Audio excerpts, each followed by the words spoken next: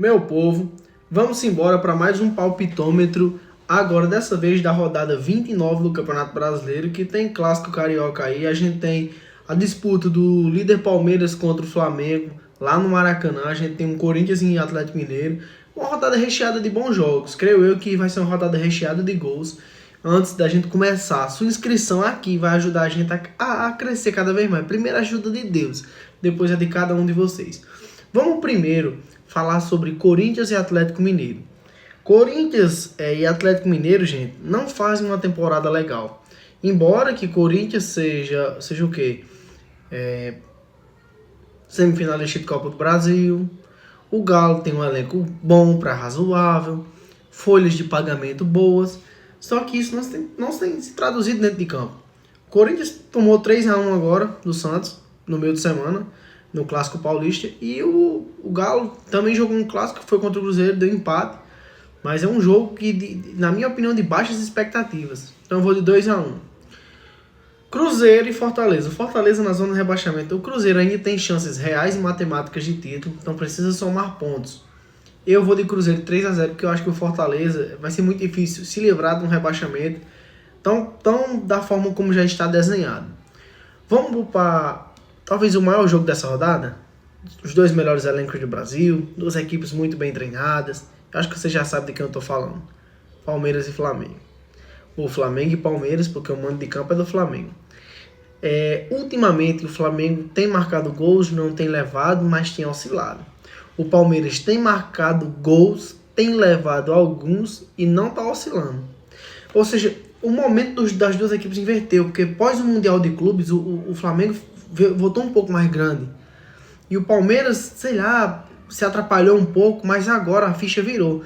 O Flamengo é que está um pouco atordoado, um pouco atrapalhado, e o Palmeiras conseguiu encaixar, fazendo muitos gols, Flaco Lopes e o Vitor Roque jogando bem. Mas o Flamengo tem um Pedro que se reacendeu, tá marcando gols novamente. Gente, é jogão. É até imprevisível você dizer um placar no jogo. Eu tô colocando empate porque eu acho que vai ser jogão. As duas equipes lá em cima, marcando alto, 2-2. Aí a gente sai de um jogão como esse e vai lá para Mirassol em São Paulo. Mirassol e São Paulo fazem dois jogos totalmente distantes. Quem começou esse Campeonato Brasileiro sempre achou que talvez o Mirassol tivesse zona de rebaixamento. O Mirassol já é o quarto colocado e o São Paulo nem se classificando para a Libertadores tá naquela zona que vai para a Sul-Americana. Mas o São Paulo, a cada dia não tem demonstrado grandes jogos. Ao contrário do Mirassol, perdão. O Mirassol tá jogando bem, tá fazendo gols. Por isso que a sua colocação na tabela é tão importante. Mirassol 2-0 para cima do São Paulo, fora os ameaços. O Inter recebe praticamente o matematicamente rebaixado Sport. Falta só um pouquinho para o Sport estar realmente rebaixado.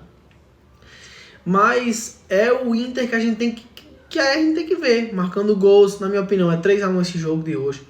Porque eu acho que o Inter ainda leva um gol do Sport. Olha se não perder, porque o Inter esse ano foi o pior ano, para minha opinião, pro Internacional dos últimos anos. O Inter não demonstrou que veio. Tem elenco bom, folha de pagamento alta. Na minha opinião, o Inter é hoje um dos 5 melhores elencos do Brasil. Tem jogadores interessantes, mas não pontuou. O Ceará recebe o bom Botafogo do filho do Ancelotti, que se fosse filho do Ancelotti, já tinha caído há décadas. Não, mesmo ele carregando o nome do pai, não é grande treinador, longe disso.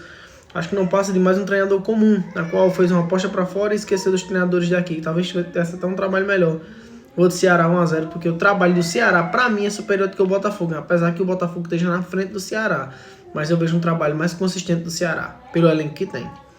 Bahia e Grêmio, gente, é aquele joguinho interessante da gente ver. Porque esse Grêmio do Mano, ele joga um pouco recuado, um pouco trancado. Os times do Mano não são times de levar muitos gols, mas também não são times de marcar muitos. O Bahia do Rogério Ceni joga melhor do que o Grêmio, na minha opinião. Só que o Bahia vem de uma derrota no meio de semana, vai estar um pouco abalado. 1-1 nesse jogo. O Bragantino, na minha opinião, vence o Juventude fora de casa. O Bragantino tem mais elenco, é mais encorpado. E o Juventude vem de uma derrota no qual questionou-se muito a arbitragem lá no Maracanã contra o Fluminense. Mas a gente já viu a regra, já estudou aqui nos nossos vídeos e viu que não houve erro no lance no qual o Juventude foi prejudicado pelo gol que o Fluminense marcou. No clássico carioca entre Vasco e Fluminense, a gente tem muito a ver nesse jogo. É uma pequena pré da semifinal da Copa do Brasil, na qual os dois vão disputar lá em dezembro, salvo me engano. Ou é em novembro, não sei não. Mas eu vou de 2-2 no Clássico Carioca. E o Santos e o Vitória, gente, é outro joguinho bom de ser assistido. Santos sem Neymar parece que joga até melhor. Então, 2-0 Santos para cima do Vitória. Gostou do vídeo? Se inscreva aqui no canal, coloca nos comentários o que você achou desse palpitômetro e vem ficar com a gente ligado nos próximos vídeos.